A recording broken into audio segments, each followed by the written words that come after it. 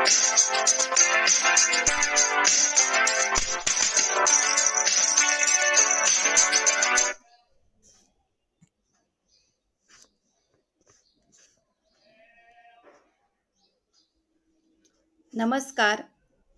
सुप्रभात. बृहन्मुंबई महानगरपालिका शिक्षण विभाग अंतर्गत ऑनलाईन अध्यापन वर्ग या उपक्रमात उपस्थित सर्व मान्यवर, सर्व सहकारी आणि विद्यार्थी मित्रांचे मनपूर्वक मी स्वागत करत आहे. आजचा माझा घटक आहे विरामचिन्हे आणि त्याचा वापर. अगदी सोपा, समजण्यासाठी सहज आणि गुण मिळवून देणारा हा घटक आहे. आपण या आधीचा व्हिडिओ जर बघितला असेल मराठी विषयाचा, तर खंडागळे सरांनी शुद्ध लेखनाचे नियम खूप सुंदर रीतीने तुम्हा सर्वांना समजावून सांगितले होते. तर आज आपण बघणार आहोत तर विराम चिन्ह. बघा, विराम चिन्हांचा वापर कुठे होतो याचे उत्तर शोधायला गेले तर कुठे विराम चिन्हांचा वापर होत नाही हे शोधावे लागेल. कारण रोजच्या आपल्या दैनंदिन व्यवहारात आपण जे संभाषण करतो त्यात नकळतपणे विरामचिन्हांचा वापर आपण करतच असतो. रोज दूरदर्शन आपण विविध कार्यक्रम पाहतो. प्रत्येक पात्रांचे बोलणे आपल्याला प्रभावी वाटते, आवडते, कारण ते बोलताना विरामचिन्हांचे भान ठेवून बोलत असतात. तसेच टीव्हीवर बातम्या सांगणारे निवेदक बघा, हे सर्व विरामचिन्हांचा वापर करून बोलत असतात, संभाषण करत असतात. तर आपल्याला लिहितानाही विरामचिन्हे दिसतात, काळजीपूर्वक वापरावी लागतात. कथा असो, कादंबरी असो, की नाटक असो, निबंध असो, वेगवेगळ्या साहित्य प्रकारामध्ये विरामचिन्हांचा आपला वापर दिसतो. विरामचिन्हांशिवाय मराठी भाषा ही होऊच शकत नाही. तर चला तर बघूया मुलांनो आपण की विराम चिन्ह.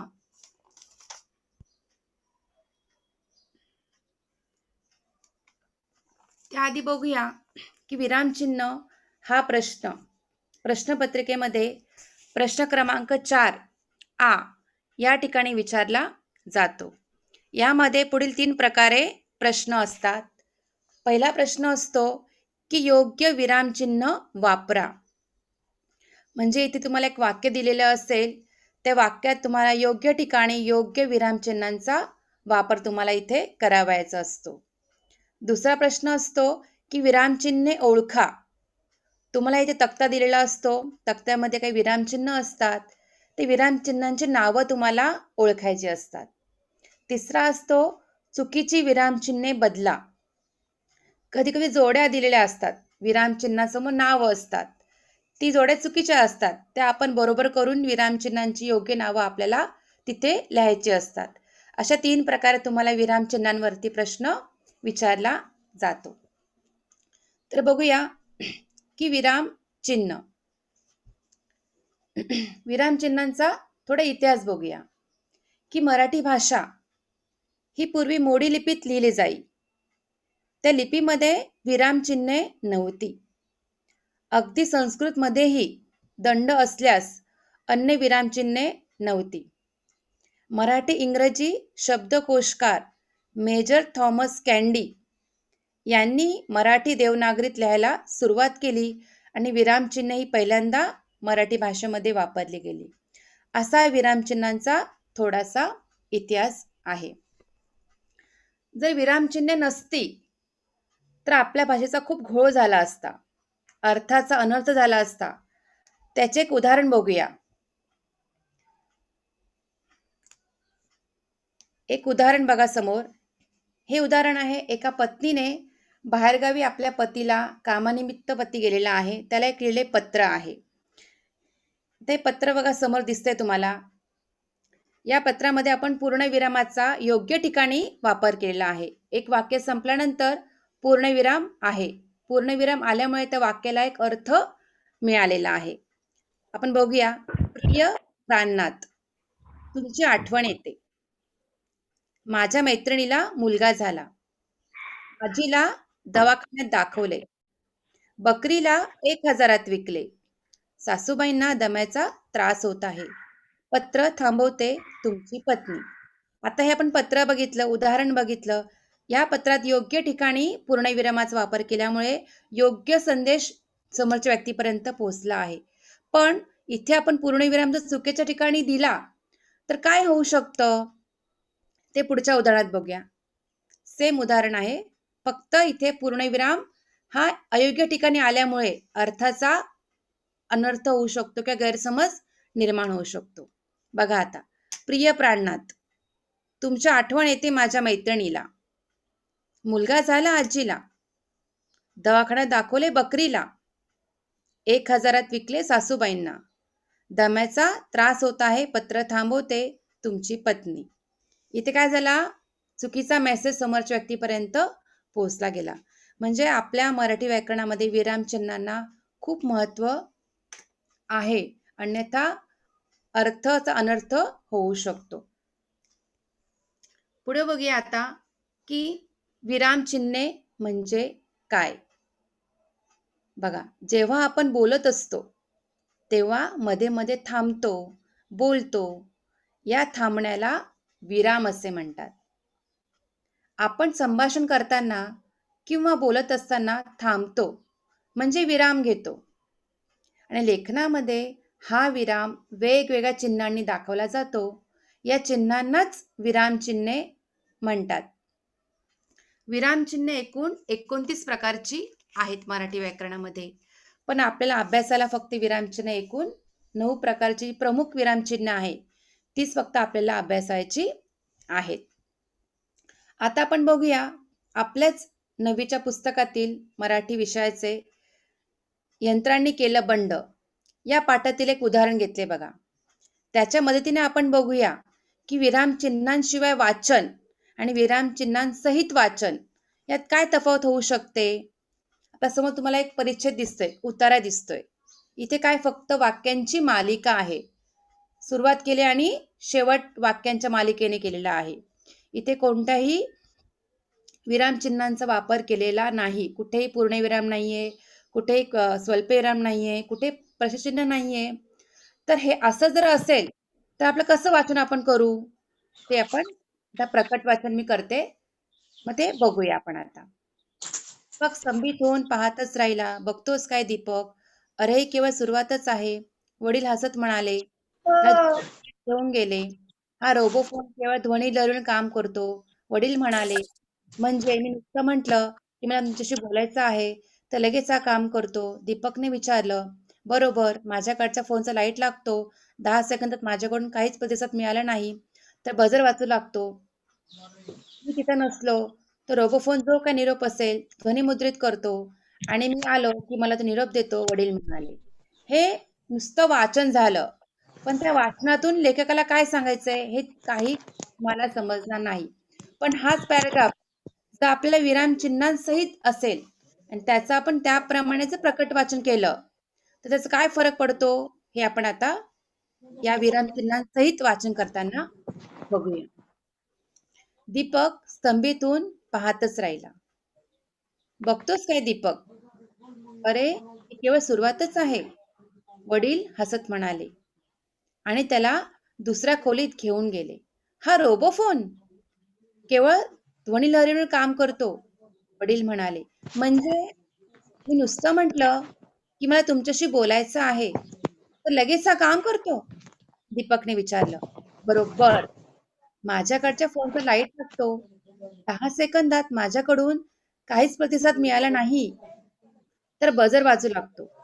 मी तिथं नसलो तर रोबोफोन जो काही निरोप असेल तो ध्वनिमुद्रित करतो आणि मी आलो की मला तो निरोप देतो, वडील म्हणाले. बघा किती फरक आहे विरामचिन्ह नसताना वाचनाचा आणि विरामचिन्ह जर असतील तर कशा प्रकारे आपलं वाचन असलं पाहिजे हा तुम्हाला फरक इथे समजला असेल. बघा आपण वर्गात अनेक वेळा प्रकट वाचन घेतो तर बरीच मुलं एकाच पट्टीमध्ये कुठेही चढ उतार नाही असे आपल्याला वाचताना दिसतात. कोणतेही भाव आपल्याला त्यांच्या वाचनामधून दिसत नाही. आणि हे असं वाचन जर आपण केलं नीरस आणि कंटाळवाणं असं वाचन वाटू लागतं आणि इतर मुलंही वाचनाकडे लक्ष देत नाही. पण त्याबरोबरच पाठातून लेखकाला काय सांगायचं पात्रांद्वारे हा संदेश देखील कोणापर्यंत विद्यार्थ्यांपर्यंत पोहोचत नाही आणि तो पाठ हा अपयशी ठरू शकतो. त्यामुळे विरामचिन्हांचं काळजीपूर्वक बघून ते वाचणं महत्वाचं आहे. तर आता आपण बघूया, मूळ मुद्द्याकडे आपण येऊया, की विरामचिन्हांचे प्रकार. मराठीमध्ये एकूण 9 प्रमुख विरामचिन्हे आहेत. त्याचा आपण आज मुलांनो सविस्तरपणे अभ्यास करू. पहिला आहे पूर्णविराम. 2 तक्तेत बघा, पूर्णविराम चिन्ह दिलेलं आहे आणि समोर त्याचं चिन्ह कोणतं आहे त्या विराम चिन्हाचं ते समोर दिलेलं आहे. पहिलं पूर्णविराम, दुसरं आहे अर्धविराम, तिसरा प्रकार आहे स्वल्पविराम, चौथा आहे अपूर्णविराम, पाचवा आहे प्रश्नचिन्ह, सहावा आहे उद्गार चिन्ह, सातवा आहे अवतरण चिन्ह, आठवा आहे संयोग चिन्ह आणि 9वा आहे अपसरण चिन्ह. या 9 विराम चिन्हांचा आपल्याला अभ्यास करायचा आहे. पहिला प्रकार बघूया, की पूर्णविराम. बघा समोर तक्ता दिसतोय तुम्हाला. विराम चिन्हांचे नाव, चिन्ह, हिंदीत काय म्हणतात, इंग्रजीत काय म्हणतात, केव्हा वापरतात आणि उदाहरणे याप्रमाणे मी तक्ते केलेले आहेत. पहिला बघूया, की पूर्णविराम. ते चिन्ह दिसतंय बघा समोर तुम्हाला. हिंदीत त्याला संक्षेप चिन्ह असे म्हणतात. इंग्रजीमध्ये फुल स्टॉप म्हणतात. केव्हा वापरतात? विधान किंवा वाक्य पूर्ण झालं हे दाखविण्यासाठी पूर्णविराम वापरतात. उदाहरण बघा, राजू नियमितपणे शाळेत जातो. इथे वाक्य पूर्ण झालं आहे. वाक्य पूर्ण झाल्यानंतर पूर्णविराम दिलेला आहे. मी दररोज अभ्यास करतो. पूर्णविराम. वाक्य जेव्हा पूर्ण होतं, वाक्य पूर्ण झाल्यानंतर पूर्णविरामाचा वापर केला जातो. दुसरा बघा अजून आहे केवळ वाक्य, मिश्र वाक्य, संयुक्त वाक्य. ज्या ठिकाणी संपते त्या ठिकाणी देखील पूर्णविरामाचा वापर केला जातो. उदाहरण बघा, जसजसा दिवस वर येऊ लागला तस तसा उकाड्याने जीव हैराण होऊ लागला. 2 वाक्य 3 वाक्य जेव्हा एकत्र येतात, ती वाक्य संपल्यानंतर पूर्णविरामाचा वापर केला जातो. शब्दांचा संक्षेप दाखवण्यासाठी. संक्षेप दाखवण्यासाठी म्हणजे काय? उदाहरण बघा, स न वी वी याचा विस्तार काय येतो? सप्रेम, नमस्कार, विनंती, विशेष असा याचा विस्तार येतो. पत्रलेखनामध्ये आपण हे शब्द वापरतो, स न वी वी. म्हणजे पत्रलेखनामध्ये लांबलचक शब्द लिहिण्यापेक्षा कधी कधी शब्दांचा संक्षेप या पद्धतीने वापरला जातो. स नंतर पूर्णविराम, न नंतर पूर्णविराम, वी नंतर पूर्णविराम, वी नंतर पूर्णविराम. अशा प्रमाणे शब्दांचा संक्षेप दाखवण्यासाठी देखील पूर्णविरामाचा वापर केला जातो. प्र के अत्रे लेखकाची नावं लिहिण्यासाठी देखील आपण या पूर्णविरामाचा वापर येतो. प्रल्हाद केशव अत्रे. पर नंतर पूर्णविराम दिलाय, के नंतर पूर्णविराम दिलाय. अशा प्रमाणे या तिन्ही वेळेस आपण पूर्णविरामाचा वापर हा करत असतो. दुसरा प्रकार बघूया आपण, स्वल्पविराम. चिन्ह बघा त्याचं कसं आहे.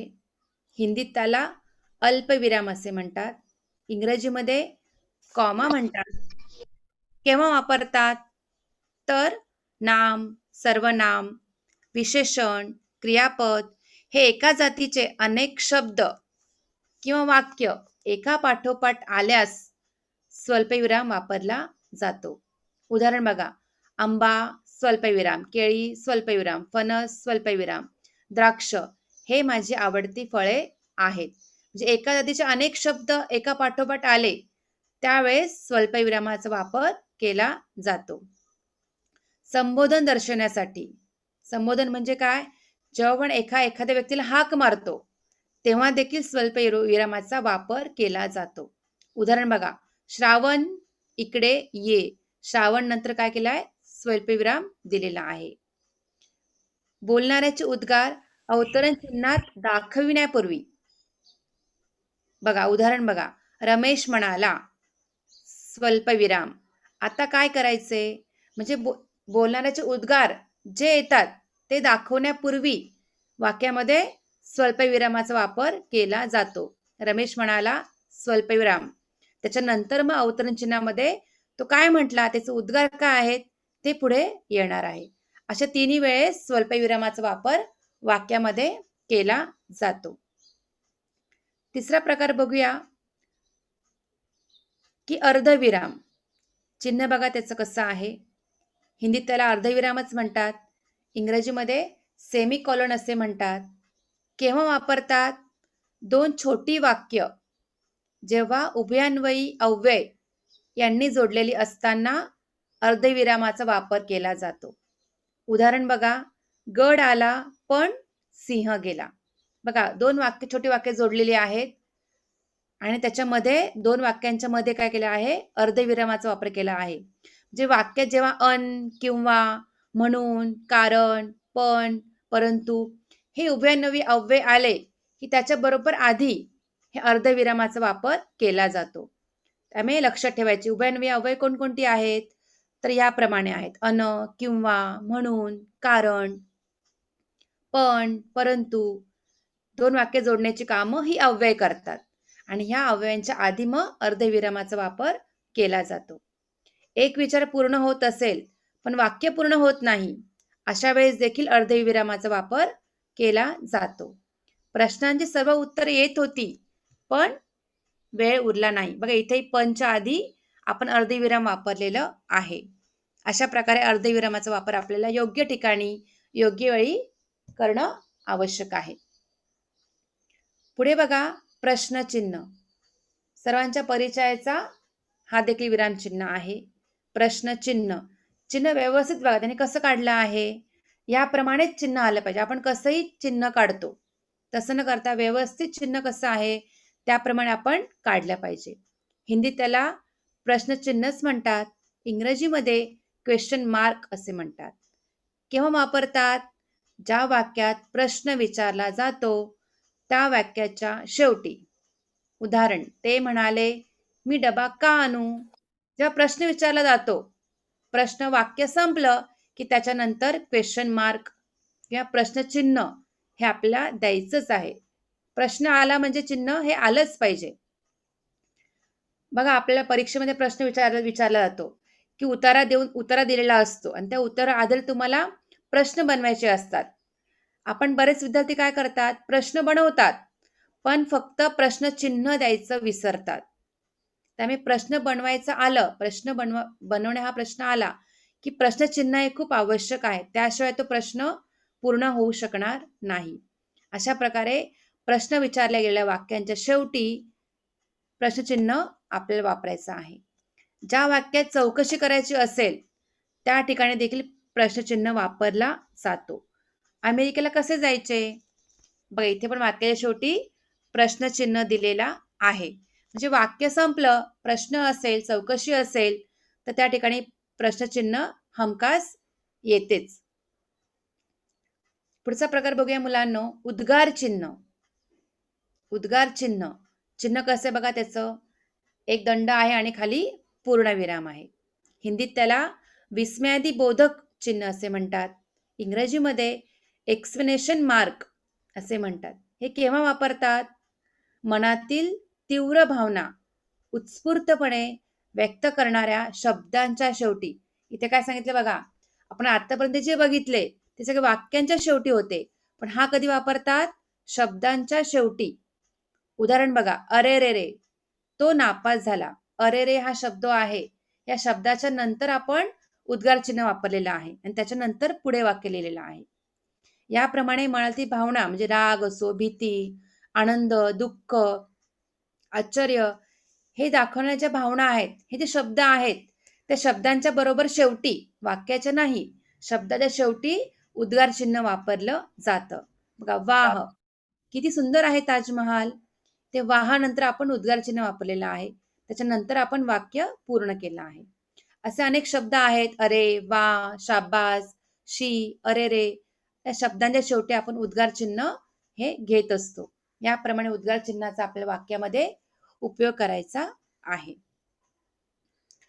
पुढचा प्रकार बघा, अवतरण चिन्ह. यामधील या दोन प्रकार आहेत. पहिला आहे एकेरी अवतरण चिन्ह. याला हिंदीमध्ये म्हणतात इकहरा अवतरण चिन्ह. इंग्रजीमध्ये म्हणतात सिंगल इन्व्हर्टेड कॉमा केव्हा वापरतात? एखाद्या महत्त्वाच्या व्यक्तीचे, संस्थेचे, पुस्तकाचे नाव प्रसिद्ध करायचे असल्यास. उदाहरण बघा, गांधीजींनी चले जाओ ही घोषणा दिली. म्हणजे जी गोष्ट आपल्याला सांगायची की महत्त्वाचं आहे, त्या ठिकाणी एकेरी अवतरण चिन्ह आपण करू शकतो. समजा आपल्या एखाद्या पुस्तकाचं नाव लिहायचं आहे उत्तरामध्ये, त्या नावाला आपण एकेरी अवतरण चिन्ह करू शकतो. अशा प्रकारे महत्त्वाच्या व्यक्तीला, संस्थेच्या नावाला आपण एकेरी अवतरण चिन्हात ते शब्द लिहू शकतो. अजून एखादा वापर करू शकतो की व्याख्या सांगायची असल्यास, बघा आपण व्याख्या जेव्हा लिहितो प्रत्येक आपल्या विषयाप्रमाणे, ज्याची व्याख्या सांगायची आहे तो शब्द व्याख्यात आल्यानंतर सुद्धा आपण एकेरी अवतरण चिन्ह करू शकतो. बरेच विद्यार्थी यांचा वापर करत नाही, तर यांचा योग्य उपयोग आपण चिन्हांचा करणं आवश्यक आहे. बघा उदाहरण दिलंय, भाषेत शब्द तयार कसा होतो याला शब्दसिद्धी म्हणतात.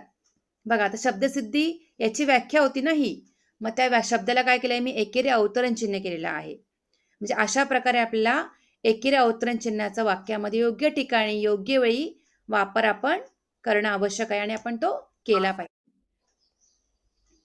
दुसरा प्रकार बघा, दुहेरी अवतरण चिन्ह. चिन्ह बघा त्याचं दुहेरी, हिंदीत त्याला दुहरा अवतरण चिन्ह म्हणतात.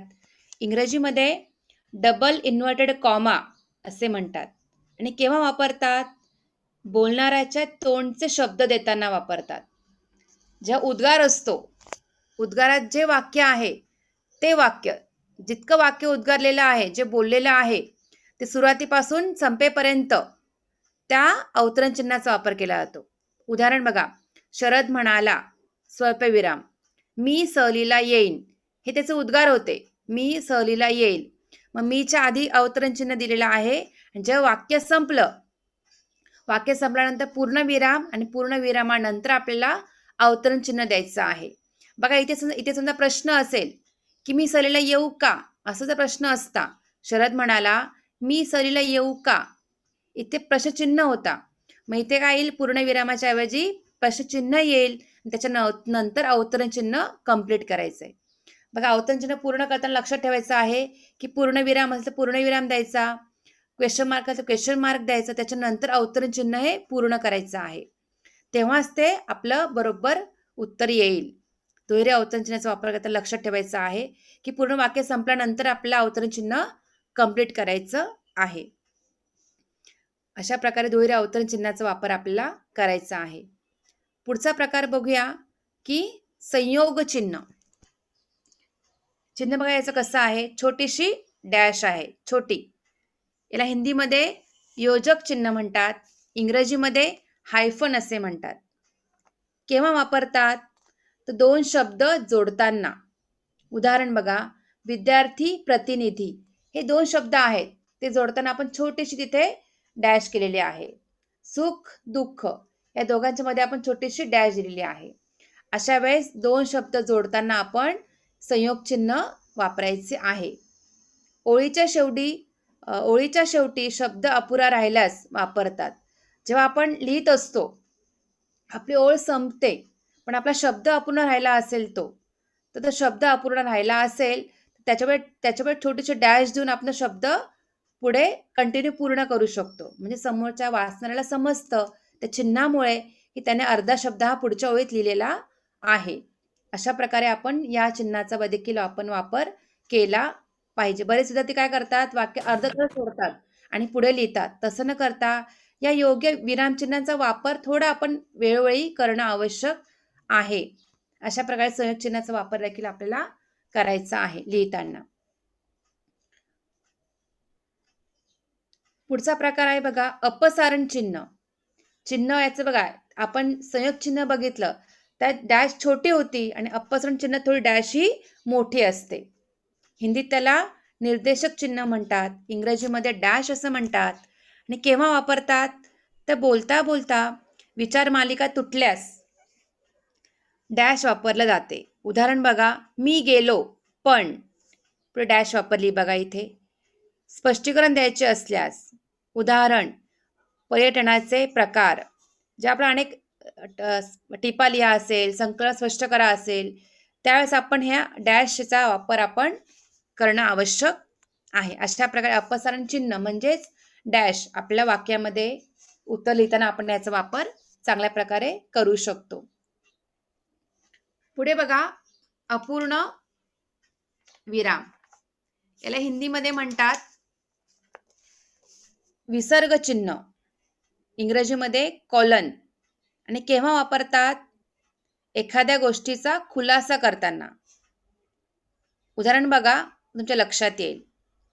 परीक्षेला जाताना पुढील वस्तू सोबत न्या. मग कोणकोणत्या सोबत न्यायच्या आहेत? त्याने पुढे पुढे दिलाय अपूर्ण विराम दिलाय आणि मग पुढे शब्द दिलेत. पेन, पेन्सिल, पट्टी, रबर, हॉल तिकीट, पॅड. इथे बघा प्रत्येक ठिकाणी काय वापरलं आहे?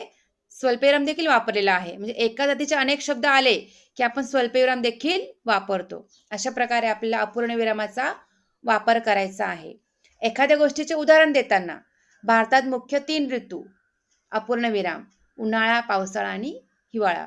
अशा प्रकारे आपल्याला अपूर्ण विरामाचा वापर करायचा आहे. अशा प्रकारे आपण 9 विरामचिन्हांचा आज अभ्यास केलेला आहे. थोडं मूल्यमापन बघूया की परीक्षेमध्ये कशा प्रकारे प्रश्न येतात, त्याची उत्तरं कशी लिहिणं अपेक्षित आहे ते आपण थोडक्यात बघूया. बघा, पुढील वाक्यातील विरामचिन्हे ओळखून तक्ता भरा. वाक्य दिलेलं आहे बघा. उद्या कोकिळेचं कुहू ऐकू येईल का बघूया. हे वाक्य दिलेलं असेल तुम्हाला परीक्षेमध्ये. आणि परीक्षेमध्ये वाक्यही आपल्या पाठ्यपुस्तकातलीच वाक्य परीक्षेमध्ये विचारली जातात. आता हे वाक्य समोर दिसतंय तुम्हाला. समोर तक्ता दिलेला असेल. विरामचिन्ह आणि त्याच्यावर कोणती विरामचिन्ह आहेत त्याची नावं तुम्हाला तक्त्यात भरायची आहेत. तुम्हाला 2 विरामचिन्ह ओळखायची असतात. तुम्ही एक्स्ट्रा 3 ओळखू शकता, मार्क जाऊ नये म्हणून. मग विरामचिन्ह कोणकोणती आहेत? तर पहिले बघा, दुहेरी अवतरण चिन्ह आपल्याला दिसतंय. त्याचं नाव लिहिलं आपण. विरामचिन्ह कोणतं आहे ते लिहिलं. पुढे त्याच्या नाव लिहिलं. दुहेरी अवतरण चिन्ह असं लिहिलेलं आहे. पुढे कोणतं आहे अजून? उद्गार चिन्ह दिसतंय. मग उद्गार चिन्ह लिहिलं आपण. प्रश्नचिन्ह दिसतंय. मग प्रश्नचिन्ह. अशा आपण या वाक्यामध्ये विरामचिन्हे ओळखली आणि त्याची नावं देखील आपण समोर लिहिली. आपण ही नावं लिहिताना देखील आपण नावं चुकता कामा नये. दुहेरी अवतरण चिन्ह व्यवस्थित आपण शब्दांची प्रॅक्टिस जर केली, प्रत्येक शब्दाची 10-10 वेळा लिहून, तर आपली नावंही लिहिताना चुकणार नाहीत. त्यामुळे व्यवस्थित आपण नावं न चुकता, अशुद्ध न लिहिता व्यवस्थित नावं आपण लिहायची आहेत. बघा, दुसरं अजून एक वाक्य आहे. तशी हसून म्हणते ती आता तू. इथे कोणकोणती विरामचिन्ह आलेली बघा आता. तर पहिला आहे स्वल्पविराम, दुसरा आहे एकेरी अवतरण चिन्ह, तिसरा आहे पूर्णविराम. अशा प्रकारे वाक्यामध्ये विरामचिन्ह आलेली असतात.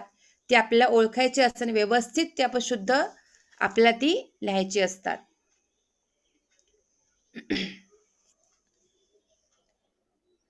प्रश्न असा विचारला जातो की पुढील वाक्यात योग्य विरामचिन्हे वापरा. इथे तुम्हाला सरळ वाक्य दिलेलं आहे आणि वाक्य तुम्हाला काय करायचं? योग्य विरामचिन्हांचा वापर करायचा आहे. बघा वाक्य काय बघा आता. तो म्हणाला, तुला काही कळतं की नाही? हे वाक्य आहे. तो म्हणाला, आता इथे आपण कळलं की हा प्रश्न आहे. कळतं की नाही? म्हणजे इथे काय काय येईल? प्रश्नचिन्ह पण येणं आवश्यक आहे. मग तो म्हणाला, स्वल्पविराम. बोलणाऱ्याचे उद्गार कधीही दुहेरी अवतरण चिन्हामध्ये येतात. त्यामुळे तुला काही कळतं की नाही? हे उद्गार दुहेरी अवतरण चिन्हामध्ये आले. पण इथे प्रश्न होता. त्यामुळे आपण काय केलं? दुहेरी अवतरण चिन्ह पूर्ण करण्याच्या आधी प्रश्नचिन्ह दिला आधी, त्याच्यानंतर आपण दुहेरी अवतरण चिन्ह हे पूर्ण केलेलं आहे. अशाप्रमाणे योग्य ठिकाणी आपले योग्य विरामचिन्ह वापरायची आहेत. ओहो, किती सुंदर दृश्य आहे ते. इथे पण बघा, ओहो नंतर स्वल्पविराम. किती सुंदर दृश्य आहे ते. इथे उद्गार चिन्ह दिलेलं आहे. अशा प्रमाणे आपल्याला योग्य विरामचिन्हाचा वाक्यामध्ये वापर करणं आवश्यक आहे. इथे आपण मूल्यमापन आपण आता घेतलं विरामचिन्हांचं. अशा प्रकारे आपण आज विरामचिन्हांचा इतिहास, विरामचिन्हे कोणती, ती कशी वापरायची हे बघितले होते. बघा, ज्याप्रमाणे एखादी स्त्रीचे सौंदर्य दागिन्यांशिवाय खुलून येत नाही, त्याप्रमाणे मराठी भाषेला देखील विरामचिन्हांचा साज शृंगार केल्याशिवाय ती भाषा आपली खुलून दिसत नाही आणि उठून दिसत नाही. अशा प्रकारे आपण विरामचिन्हांचा अभ्यास केला. अशा विरामचिन्हांचा सराव करा आणि योग्य ठिकाणी हे विरामचिन्हांचा वापर करा आणि चांगले यश मिळवा. इथे मी थांबते. सर्वांना समजलं असेल अशी आशा व्यक्त करते. धन्यवाद.